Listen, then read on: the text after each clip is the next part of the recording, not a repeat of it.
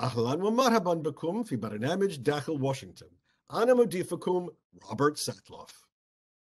وفقا لما تسأل الاقتصاد الأميركي إما ضعيف وإما قوي. يستشهد المدافعون عن فكرة أنه ضعيف بحقيقة عن ما يقارب 8.5 مليون أمريكي عاطلون عن العمل، وهو الرقم يزيد على 3 ملايين، أي بنسبة 60% على الرقم المعلن ما قبل جائحة كوفيد عام 2020. أما المدافعون عن مقولة أنه قوي سيستشهدون بحقيقة عن 8.5 مليون أمريكي عاطلون عن العمل، هو الرقم يقل بأنه 5 ملايين، أي بما يقارب 60% أيضا أما كان عليه قبل عام واحد. إذن هل هذه أخبار جيدة أم سيئة؟ هناك طرق عديدة للتمييز بين قوة الاقتصاد وضعفه، ولكن القصة تبقى لدى البعض أنه معافى وقوي، ولدى الآخرين أنه معطل وضعيف. إذن كيف يعرف الأمريكيون العاديون واقع اقتصادهم؟ هل يجب مقارنته بما كان عليه أم يتعين مفاضلاته باقتصادات الأخرى في العالم؟ أم الأمريكيين أم يحكموا عليه من خلال وضعهم المالي الشخصي؟ لمناقشة الطريقة الصحيحة في كشف الاقتصاد الأمريكي، يسعدني أن أرحب بالاقتصاديين البارزين Gary Clyde Huffbauer وتشاك جافي. Welcome back to Dakhel, Washington. It's the issue that every politician cares about, because it's the issue that every voter really cares about. The state of the American economy, the state of every voter's personal economic well-being. And to discuss our economy, how it functions, how you should judge it, what really matters, I'm delighted to welcome two outstanding economists with expertise in different aspects of our economy and America's role in the global economic system. I'm delighted to welcome Gary Clyde Huffbauer and Chuck Jaffe. Thank you both for joining us on Dakhel, Washington. So let's begin with the big story. When you look at the American economy, what's the big picture? Are we weak and stuck in low gear, or are we revving up and poised for a boom? Gary? Well, I'm on the optimistic side. The economy has come back quite strongly from the pandemic back in 2020. We do have problems, of course. We have the Delta variant, which is spreading. But a figure I look at is the jobs opening and labor turnover statistic. It's called JOLTS. Sorry for the acronym. Job opening. There are more jobs opening than there are people unemployed. And where I live, which is in a rural state, there are all sorts of signs out for hiring. All the employers want somebody. Now, mainly it's tourism related, it's hospitality related, but also truck drivers. And in this country, truck drivers are very well paid, about $90,000 a year. Plumbers, same. Electricians, same.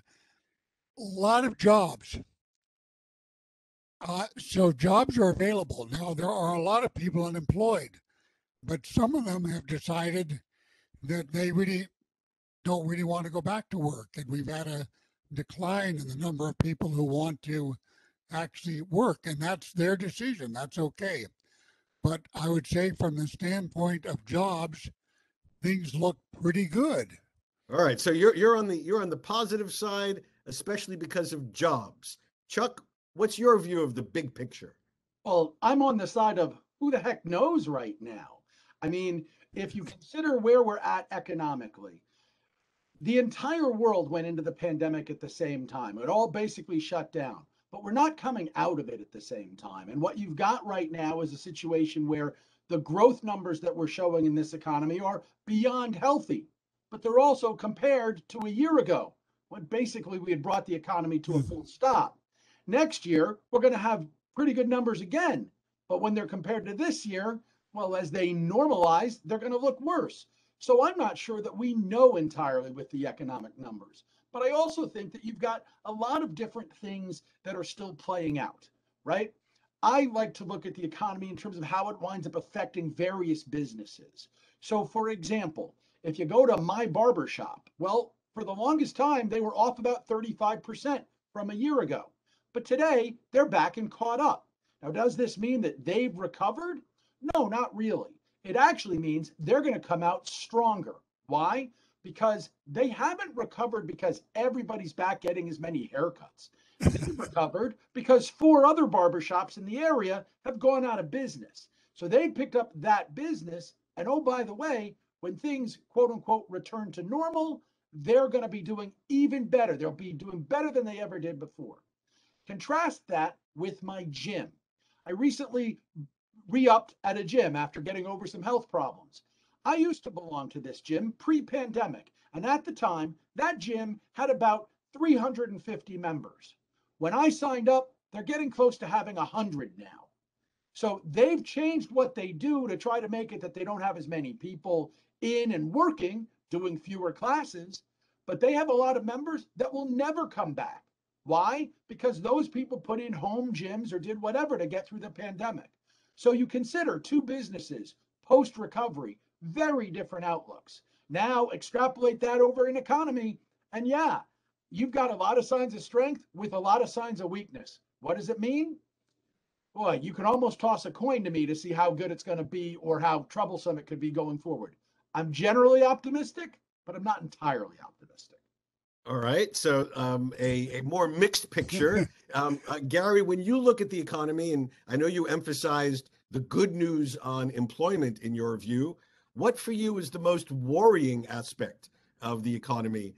Here we are in third quarter of 2021.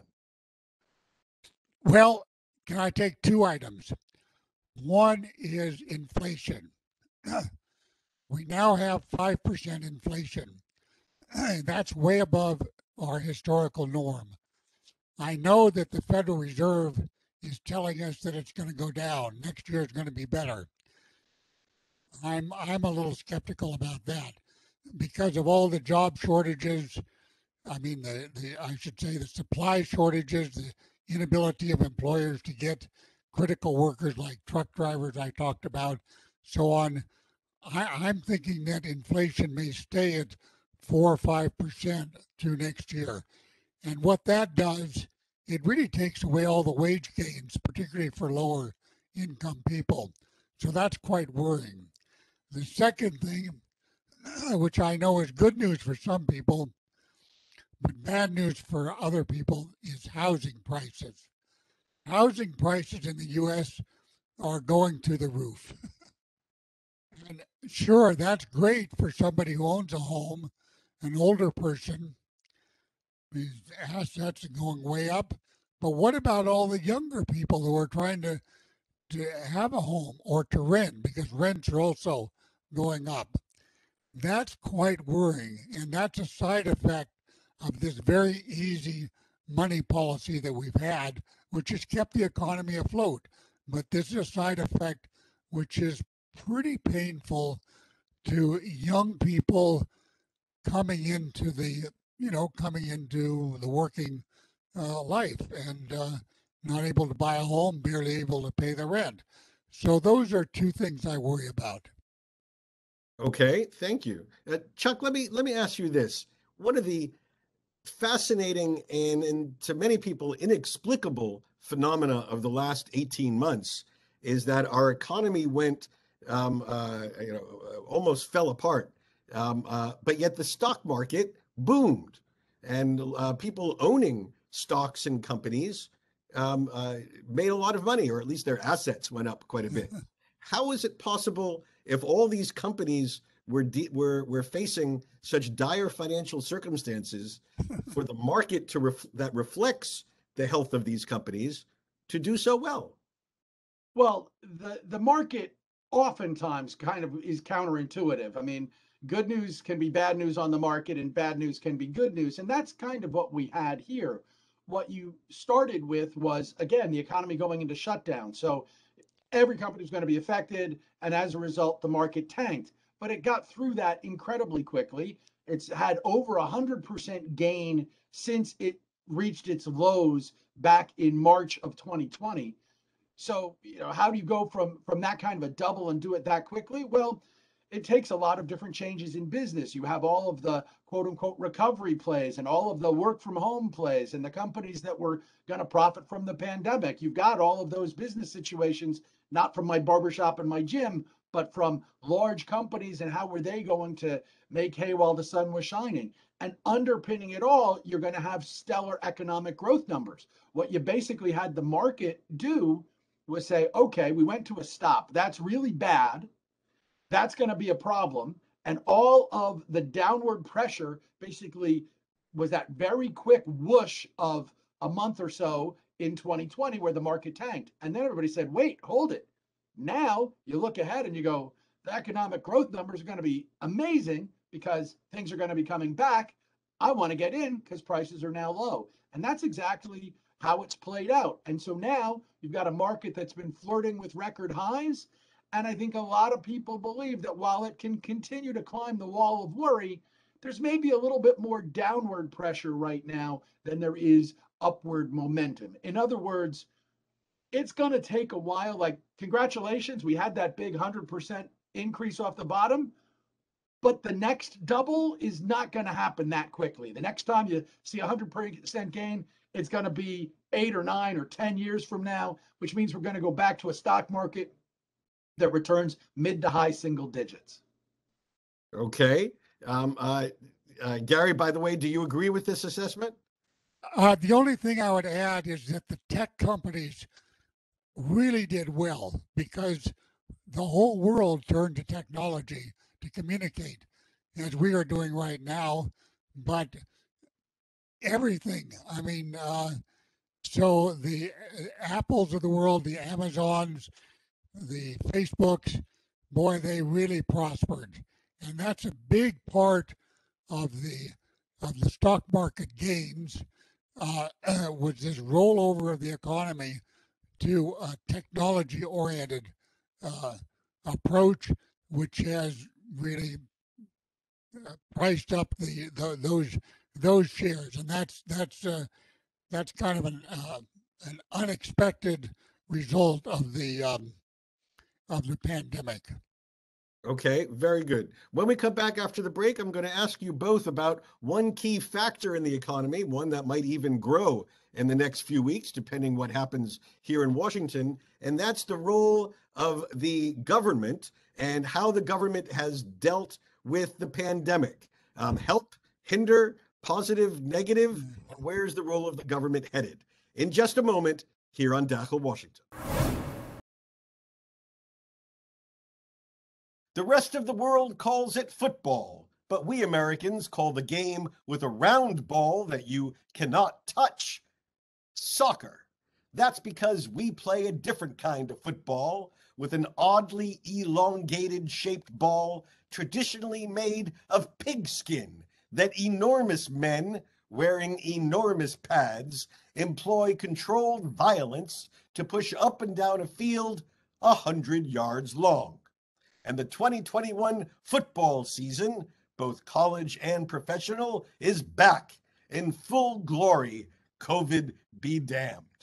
If you want to understand America, or at least one key slice of it, tune into a major college football rivalry like Michigan versus Ohio State, Florida versus Florida State, Texas versus Oklahoma, or Alabama versus Auburn.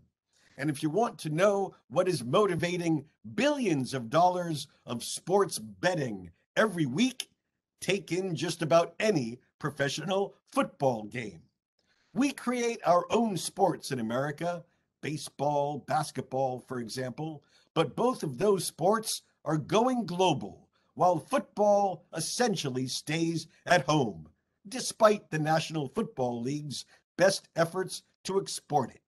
Check it out and see if you can find what there is about the sport that makes it so uniquely American.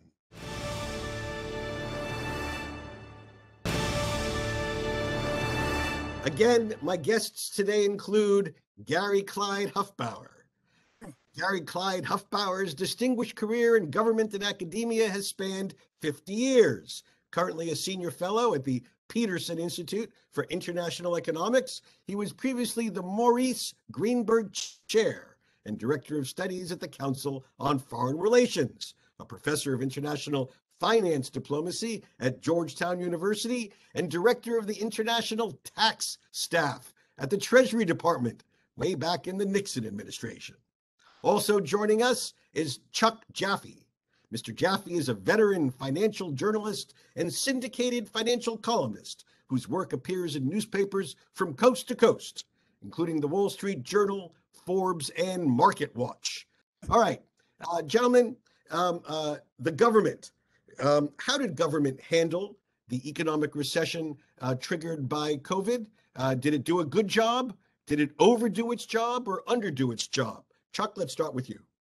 Well, I mean, obviously, it sort of depends on people's politics, how they're going to side on this one. What I will point out is, when people go back and they quote the famous Ronald Reagan quote of the government is the problem, they always miss the fact that what he was saying was at this time, it was about time. It was a time specific quote. He was talking about at that point, the government was the problem, was not the solution. It was the problem.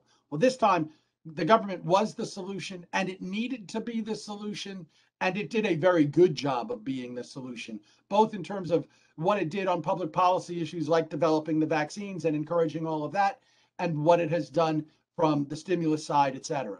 The question is, how do you wind up pulling back from that stimulus without necessarily crashing the economy? And that's an open question. Right now, I would say the course that they're taking looks good if they can find compromises to get numbers out there. I mean, I don't know that I can argue with the size of the stimulus package because it could go all the way out to $6 trillion if some people had their way, and it could be 600 billion if some people had their way. And I'm not sure that the extremes are right, but I don't know anymore in Washington that we can reach a compromise that gets us to something in the middle that we're more comfortable with. So how that plays out and what we can continue to do is going to really determine where we go next. Okay, Gary, we heard thumbs up on how government has performed so far, uncertain about where we're heading. What's your view? Well, I'm in agreement with Chuck. I think the Federal Reserve and the Congress and the President deserve an A for how we came out of the pandemic. Tremendous financial support plus big stimulus program, and that was the fastest recovery we've ever had from a really deep recession. So give them an A. That's very good. And then coming to the second part, going forward. Well, maybe I'm a little more conservative than Chuck. I'm not sure. The plan in Washington is to have about I'll take round numbers, about a $200 billion additional deficit per year for this future stimulus program. That's about 1% of the U.S. economy. And the Federal Reserve is still buying $120 billion every month of Treasury bonds and mortgage-backed securities. That's a lot of money. And I think that my view would be going forward, they really should ease off on the Federal Reserve purchases of these bonds. In other words, taper pretty quickly. And I would like to see a lower kind of stimulus program enacted by the Congress going forward. Because I'm concerned about inflation. I'm concerned about housing prices.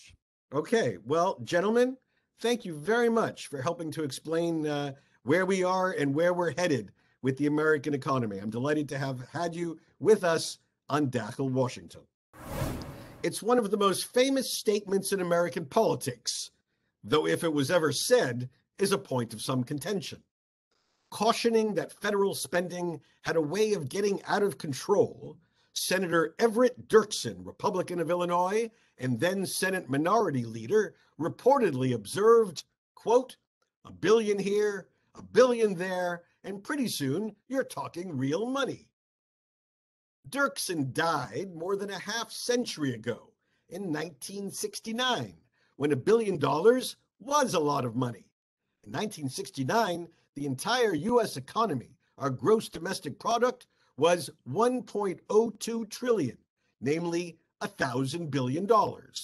Today, our GDP is about $21 trillion. That is $21,000 billion. It's in that context we should marvel at the proposed $3.5 trillion social welfare spending bill endorsed by the Biden administration that is the centerpiece of the progressive political agenda, a bill that envisions spending 3 times larger than the entire U.S. economy when Dirksen died. There are a lot of important, even transformative innovations in this budget bill. They include universal preschool education for 3- and 4-year-olds, support for child care for working families, tuition-free community college, expanded grants to historically Black colleges and universities, the first federal paid and medical leave benefit, expansion of a child tax credit, expanding Medicare to include dental, vision, and hearing benefits, lowering the age of eligibility for Medicare, a step toward universal health care, investments in home and community-based services for senior citizens and disabled Americans, and a program to lower prices of prescription drugs by allowing Medicare to negotiate for prices. Individually, each of these ideas will change the lives of millions of people. Taken together, the bill would constitute the biggest change in America's social welfare net since the creation of Medicare and Medicaid, our health systems for elderly and poor Americans. Can we afford it? It's a serious question, especially at a time when the country is just beginning to emerge from the Great COVID Depression. It's a question Republicans ask, but one that even some Democrats, who are pushing for a smaller but still impressively ambitious bill, ask too. Advocates pose a different question. Can we afford not to do this at a time when the pandemic laid bare deep-seated economic inequality that only worsened over the past 18 months? Watch this space. Over the next several weeks, this will be the most important debate in American domestic politics. How it ends is not just an issue of dollars and cents. Through what the final bill does and doesn't do, it is an issue that will affect virtually every American for the next generation. بهذا تنتهي هذه الحلقة من برنامج داخل واشنطن. إذا كانت لديكم أي أسئلة أو تعليقات حول هذه البرنامج وخصوصا قوة الاقتصاد الأميركي، يرجى التواصل معي على حساب البرنامج على تويتر #Inside Washington أو التواصل معي مباشرة على حسابي @RobSatloff. أراكم في الأسبوع المقبل. حتى ذلك الحين شكرا لكم وإلى اللقاء.